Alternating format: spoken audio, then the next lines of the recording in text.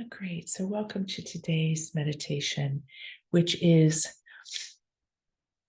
going to focus on tonight's talk is the power of perspective that's open to a lot of people.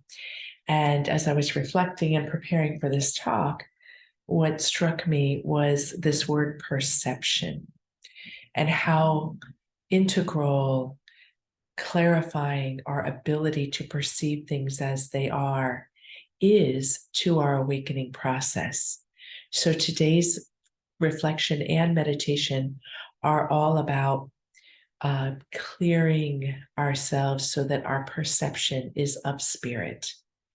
And I want to start with two passages that will leave us encouraged in how we approach this, because we're in a world where there's a lot of manifestation methodology.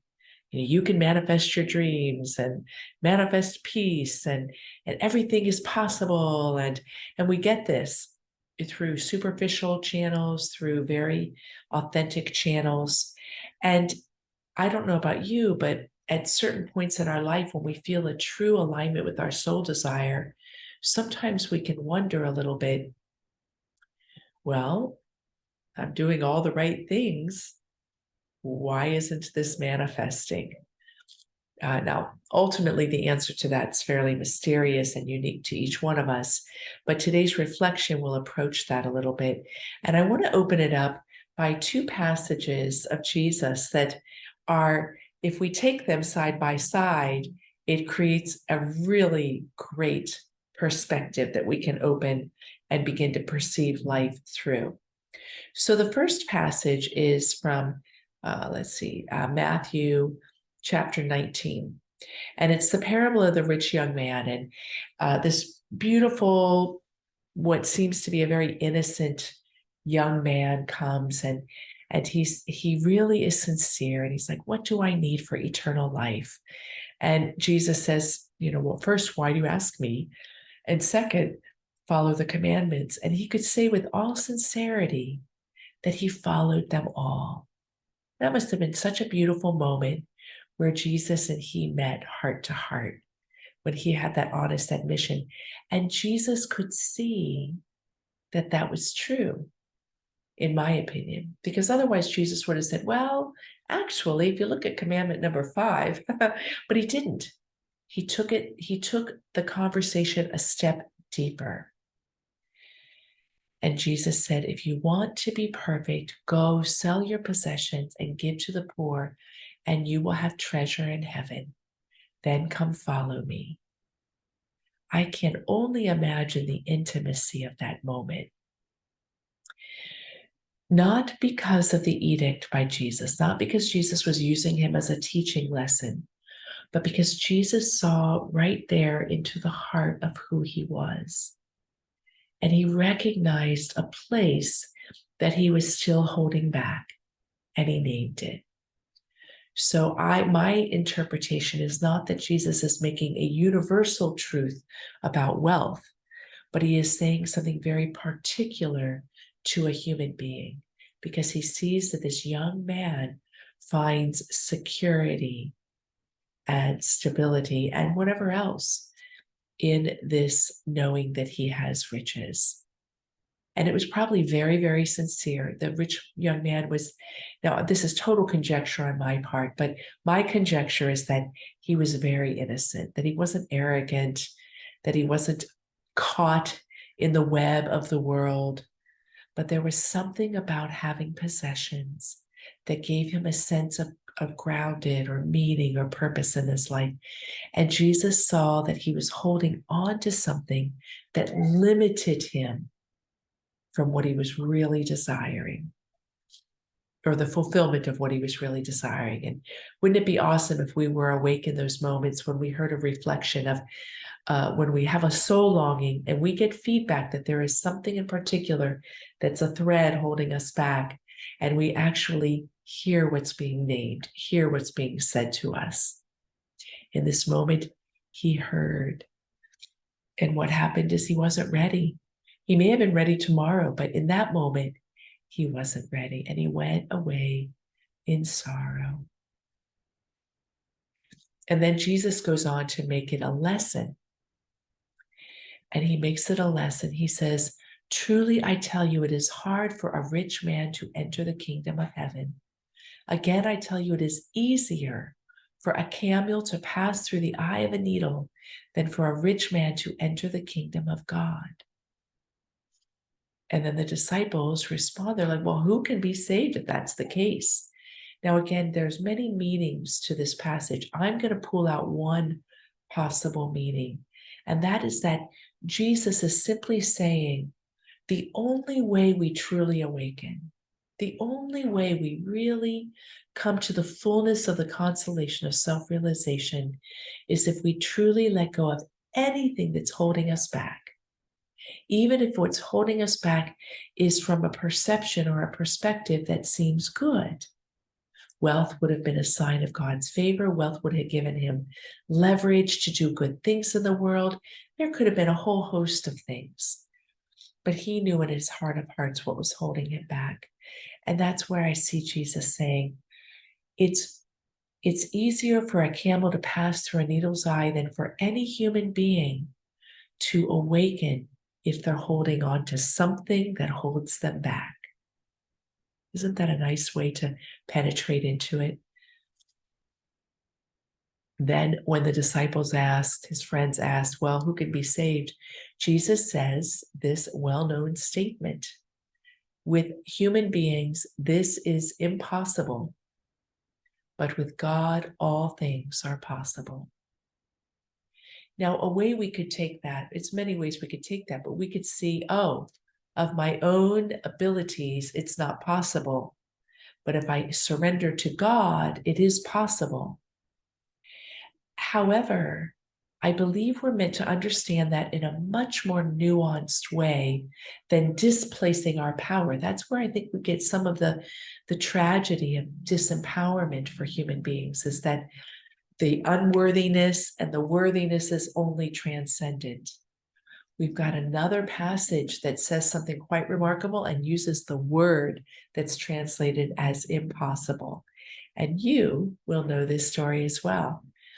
So Jesus heals a demon-possessed boy. So a man comes and he kneels before Jesus and he says, Jesus, please help me. My son is suffering so badly from seizures that he falls into fire and water. And I brought him to your disciples, but they weren't able to help. And Jesus recognizes, he talks about the people that he brought him to, disciples or friends or healers of his. He says that you are unbelieving. He points a little finger, you're unbelieving. So he has the man bring his son to him. And Jesus says with a word, he heals him. And the boy is free. The boy is free.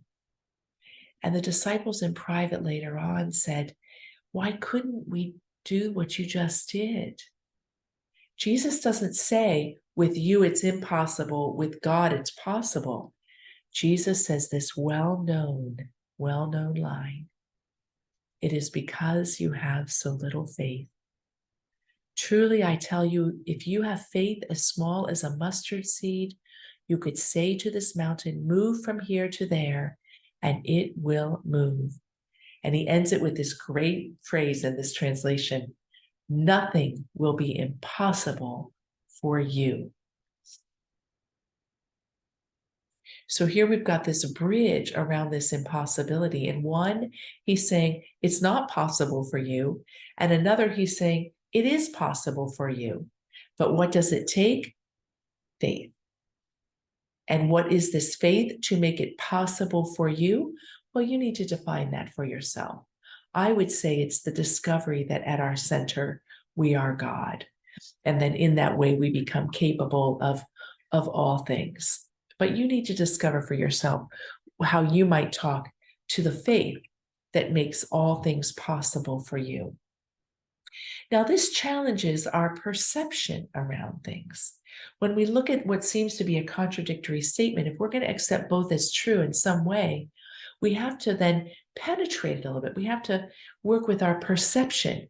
I just gave you a perception of mine that dissolves any difference between the two passages. Maybe you have a perception that dissolves the two passages that you might speak of differently. What might that be? If you're inclined, write up something like that and let me put it on our member share page for all to enjoy. Think about when you look at those two passages, what's a perception you have that penetrates and dissolves what seems to be contradictory statements and provides unification. And again, I'm inviting you, write up your reflection and let's put it on the member share page. Now, what I want to do today is to open up a practice that's very, very powerful that can help us work with the limitations we carry within ourselves towards perceiving truth beyond what seems to be duality or even opposition or contrast. So truth is a very amorphous word too, and I'm not going to get into that here. But the tradition I want to draw upon is Sikhism. And I don't use a lot of these meditation practices. I've used one so far, this Lenten meditation. I use them a little here and there. The reason I don't draw a lot upon the tradition is because I haven't spent so much time with the tradition. From the Sikh tradition, one movement we get is the well-known Kundalini yoga movement brought to the West by Yogi Bhajan. There are many other branches in Sikhism, but that's the most popular that Westerners know about. And have I danced in that arena? Yes. I've done some partner Kundalini yoga with a girlfriend of mine. I do some of the chants here and there. I like to go to things that are Sikh, like Snatam Kaur's concert or listen to her chants. But I don't really know a whole lot about it. So even when we're going to use the words that are going to form the mantra for this practice, do I know them intimately? No, I'm repeating them to you. Have I found the practice to be powerful? Yes. Every time I've done Kundalini yoga, it raises my vibration in such a way that I am like on this level, like, whoa.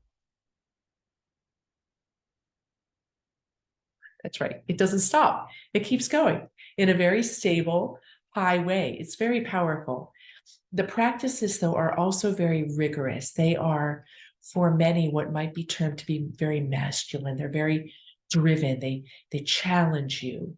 They challenge your physicality. They challenge your mental capacities. They don't always give space and room for that kind of unconditional acceptance. Masters do, but the practices themselves are pretty. It's almost like going into a military boot camp. Like, hit the floor, soldier, give me 100 push-ups. It's kind of like that regime. But in that practice, in that kind of practice in our lives, what happens for us in the harnessing of the energy is it's a bit like when you let's say you held your finger like this and then you let go, all of a sudden the finger would feel real spacious. That's what it does on an energy level for our systems. And the kriyas, which are considered series of practices or even one practice, the kriyas are designed for specific avenues of healing. Very powerful, very powerful. We are going to use one kriya in this, and that is to really open ourselves to heal the limitations that we have around our perception of reality so that we'll open to penetrate things in a new way and find all things are possible, whether we use the word me or God or anything. All right, so that sounds like a little fun, huh? Okay. So I'm going to put in the chat box what you're going to want to take a look at. And again, I am using this mantra. I have experienced the power of this mantra, and I know it superficially. That means I'm even imitating the pronunciation from how I've heard it pronounced as people tone it. And this mantra, it sounds like this when you're saying it. Ada Satcha, Jugada Satcha, Hai Be Satcha, Nana Kose Be Satcha. So you're saying like all the syllables. Ada, 2 syllables. Satcha, 2 syllables. Yugada, 2 syllables. Satcha, 2 syllables. Hai Be Satcha, Nanak Hosei Be Satcha. Okay, so it's very phonetically uh, rooted. And the meaning of it is this: primal truth, ad satcha, truth for all time, jugada satcha, true at this instant, hai be satcha, onak forever true. Nanak was a guru. Nanak Hosei be satcha. So when gurus give mantras, or a mantra is very foundational to their time of being alive, there are oftentimes adaptations where their names are included, or maybe even the mantra comes about because of a teaching of theirs, so that you get the energy of the sense of the now pervading through all the ages. Isn't that nice? So we've got the primal truth that is outside of time, the truth for all time, which is the truth of this in the timeless way, true at this moment, and then forever true in this time. So you get, and in the understanding this mantra, Mandavani, it is the 4 states of truth, and those are the 4 states of truth that we're opening to. So we're going to do the Mandavani Kriya, which is going to include a mudra, means we're going to use our hands and then we're simply going to tone for 10 minutes. It's going to be a long time. We're going to tone this mantra. Take a look and read the little description that I put yourself. Mandavi means being in the presence of intelligence, beauty, and profound caring. I realize I have to say it for those that are doing this later.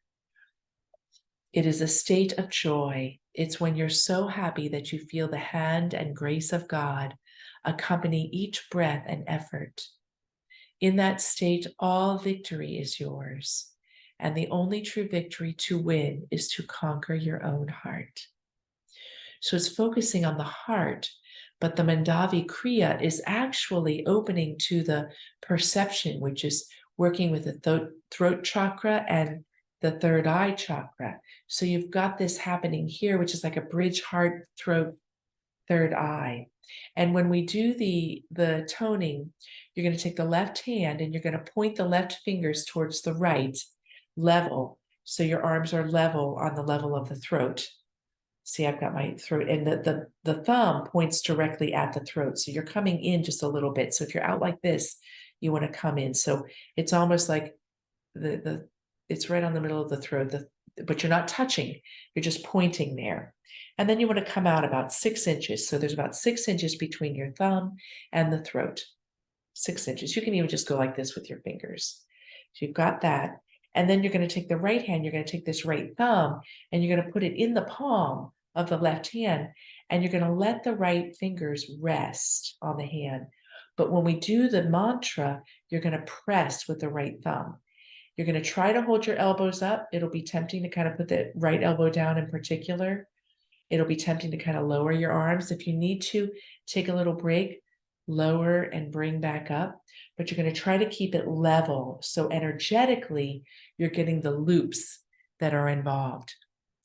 And you're going to rest your eyes like Buddha eyes. So what you can do, Buddha eyes are considered that well, there's many Buddha eyes, right? But if you look at many Buddha eyes, it almost looks like the eyes are closed, but they're not quite closed. It's like, oh, he's looking at everything, but oh, he's not looking straight on. That's what we're going to do with our eyes. And then with our eyes, we're going to just look at the ad satcha. And when you're getting it down and you remember, you don't need to look there anymore, but you can use your eyes to focus there if you want. Ad satcha, yugada satcha, hai be satcha, nanak hosei be satcha. Okay. Again, this is to open our perception so that we'll discover the meaning in a new way of all things are possible. Okay. And I recorded the tone that I want to do this with. So as we begin, I'm going to start with that tone. I'm going to just play it right now for myself, and then I'll start the timer. So as we sit here, let yourself close your eyes and come into the readiness of beginning.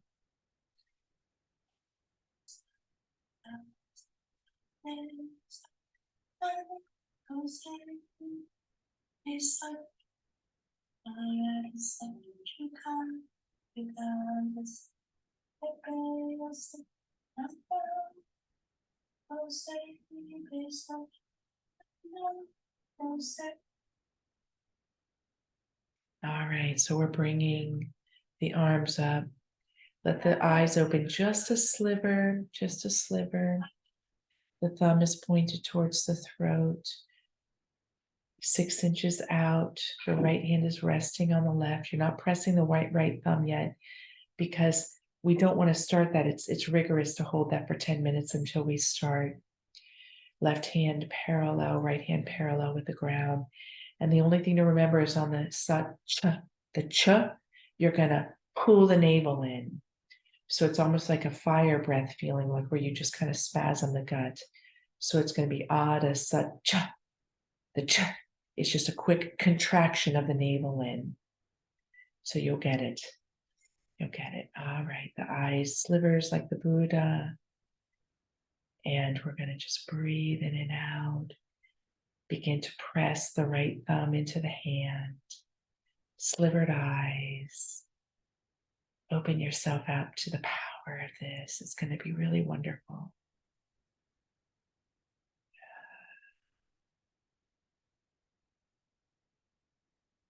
Remembering you're contracting the navel just on the ch at the end of each phrase.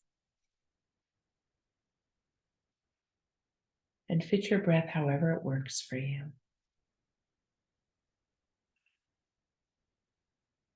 And we begin.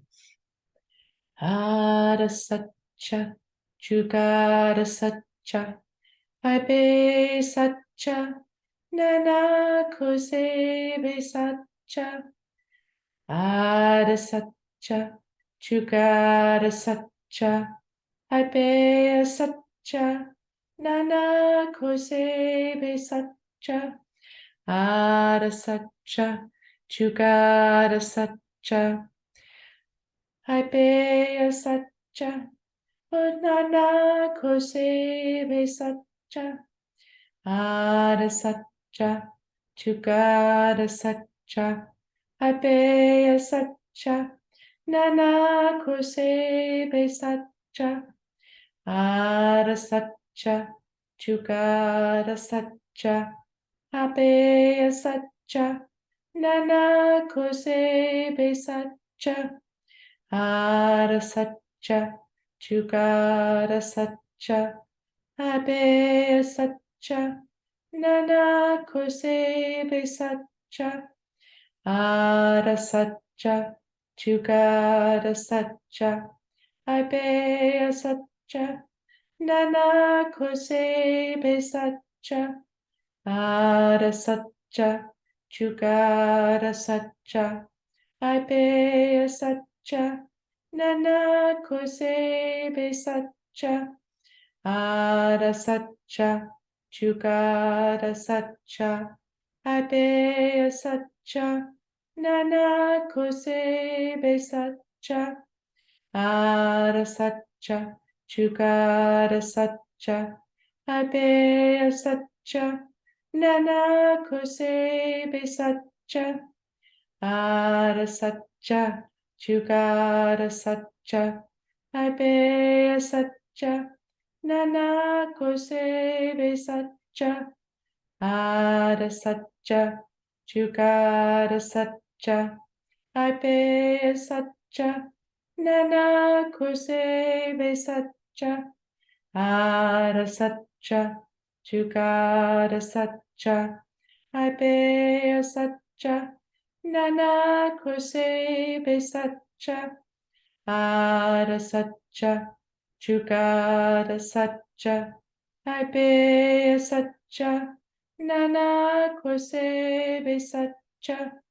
Ada satcha, chugada satcha, aibe satcha, Nana Koseve Satcha Ada Satcha Jugada Satcha Ibeya Satcha Nana Koseve Satcha Ada Satcha Jugada Satcha Ibeya Satcha Nana Koseve Satcha Ada Satcha Jugada Satcha Ibeya Satcha Nana Koseve Satcha Ada Satcha Jugada Satcha Ibeya Satcha Nana Koseve Satcha Ada Satcha Jugada Satcha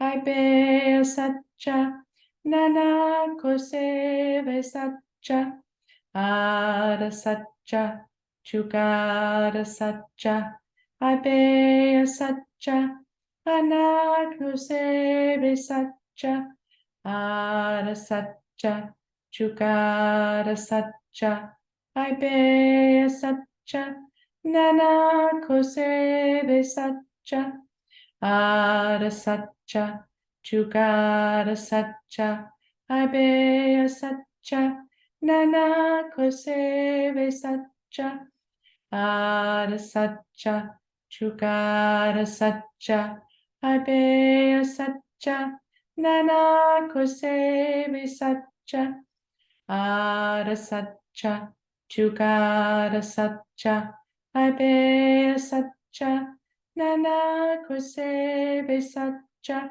Ada Satcha Jugada Satcha Ibeya Satcha Nana Koseve Satcha Ada Satcha Jugada Satcha Ibeya Satcha Nana Koseve Satcha Ada Satcha Jugada Satcha Ibeya Satcha Nana Koseve Satcha Ada Satcha Jugada Satcha Ibeya Satcha Nana Koseve Satcha Ada Satcha Jugada Satcha Ibeya Satcha Nana Koseve Satcha Ada Satcha Jugada Satcha Ibeya Satcha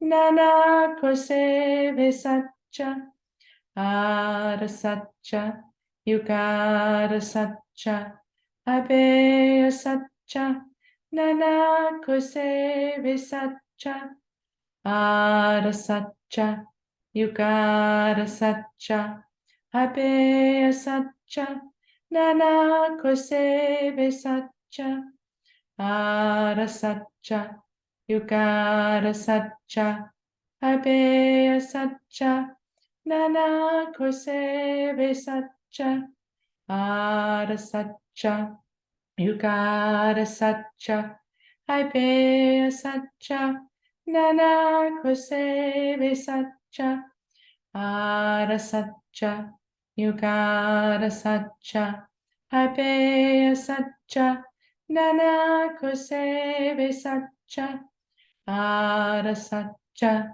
Jugada Satcha Ibeya Satcha Nana Koseve Satcha Ada Satcha Jugada Satcha Ibeya Satcha Nana Koseve Satcha Ada Satcha Jugada Satcha Ibeya Satcha Nana Koseve Satcha Ada Satcha Jugada Satcha Ibeya Satcha Nana Koseve Satcha Ada Satcha Jugada Satcha Ibeya Satcha Nana Koseve Satcha Ada Satcha Jugada Satcha Ibeya Satcha Nana Koseve Satcha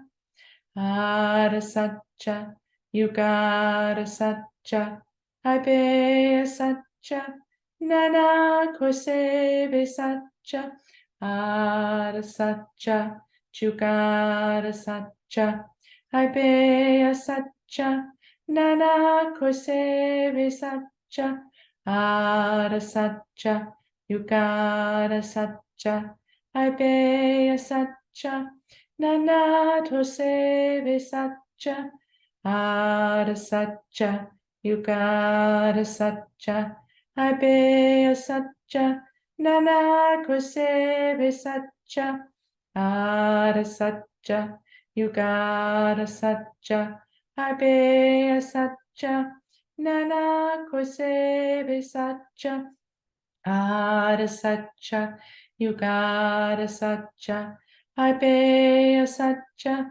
Nana Kosebe Satcha, Ara Satcha, Yugara Satcha, Haibeya Satcha, Nana Tosebe Satcha, Ara Satcha, Yugara Satcha, Haibeya Satcha, Nana Kosebe Satcha, Ara Satcha, Yugara Satcha, Haibeya Satcha, Nana Kosebe Satcha, Ara Satcha, Yugara Satcha, Haibeya Satcha, Nana Kosebe Satcha, Ara Satcha, Yugara Satcha, Haibeya Satcha, Nana Kosebe Satcha, Ara Satcha, Yugara Satcha, Haibeya Satcha,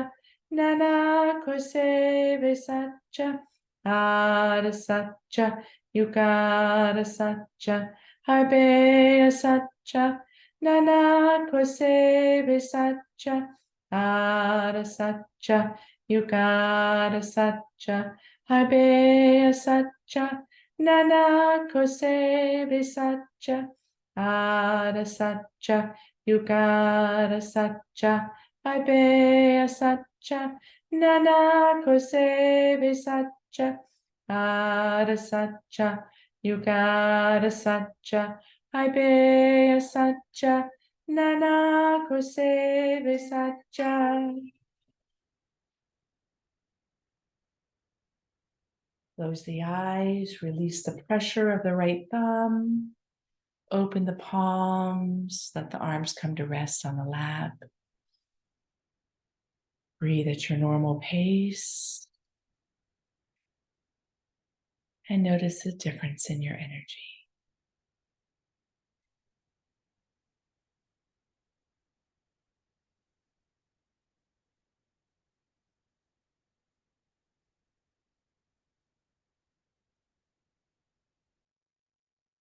And when you're ready, open your eyes and draw your palms together in front of the heart with Namaste.